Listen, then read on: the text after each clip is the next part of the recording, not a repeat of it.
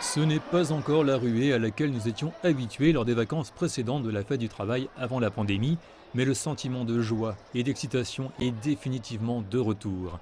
Plus de 265 millions de voyages devraient être effectués dans tout le pays au cours des 5 jours de vacances, presque au niveau de 2019.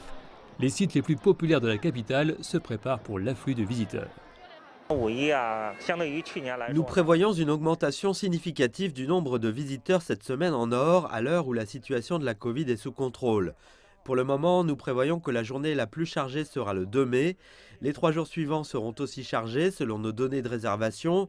Les places libres que nous avons pourraient bientôt être épuisées. C'est la première fois depuis longtemps que beaucoup sortent comme avant la pandémie.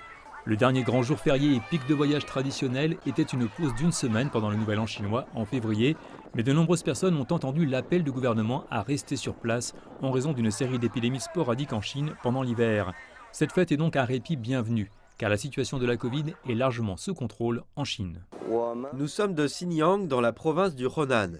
Notre groupe se rendra sur tous les sites incontournables de Beijing, la place Tiananmen, le nid d'oiseau, le cube d'eau. Ce sera un voyage chargé de 4 jours.